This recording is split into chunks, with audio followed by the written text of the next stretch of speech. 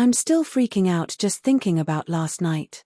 I was home alone in our apartment, sprawled on the couch with a blanket, scrolling through my phone.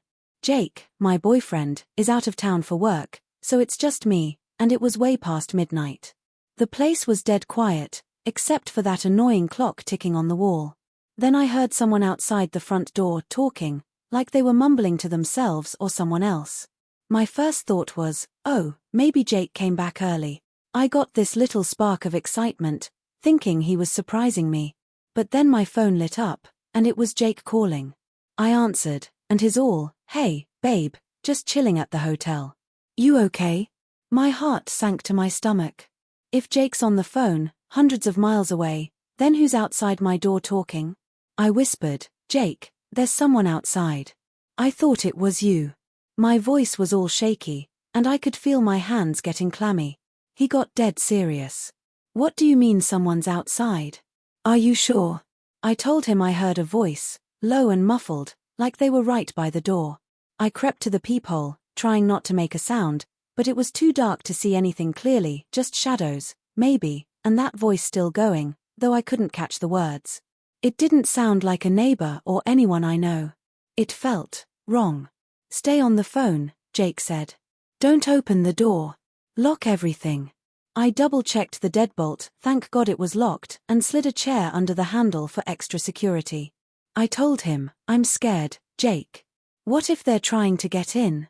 He said, "Turn on all the lights, make it look like you're not alone." "I'm staying on the line."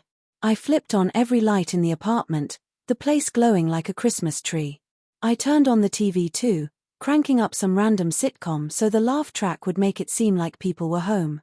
The talking outside stopped, and for a second, I thought maybe they left.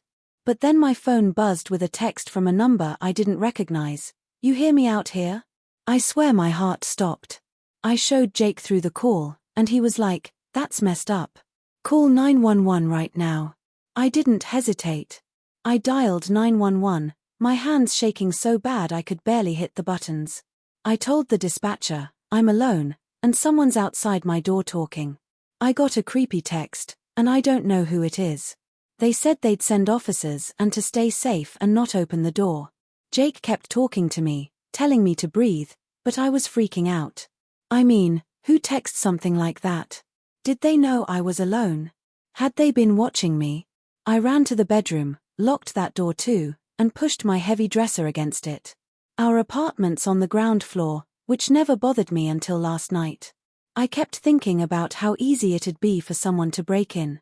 I whispered to Jake, "What if they try the windows?" He told me to check them, so I did. Everything was locked tight, but I still felt like a sitting duck. Then came a loud knock, sharp and official. "Police," a voice called. I was so relieved I almost cried, but I wasn't taking chances.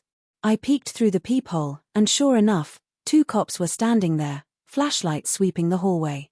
I opened the door a crack, keeping the chain on, and said, "I'm the one who called." Someone was outside. They asked about the voice and the text, and I showed them my phone.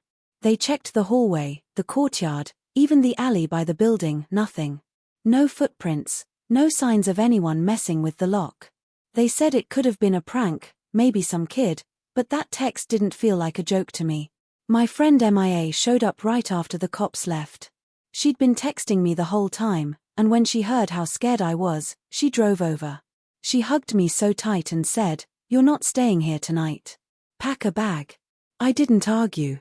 I grabbed some stuff, and as we left, I kept looking back at the door. It was quiet now, but I couldn't shake the feeling that whoever was out there knew exactly what they were doing. This morning, Jake called again, saying he's on his way home. I told him a bit about what happened, but I downplayed it so he wouldn't worry. I'm still at Mia's, and that text is still on my phone, unanswered. I don't know who was outside or why they texted me, but I'm not sure I'll feel safe in that apartment again.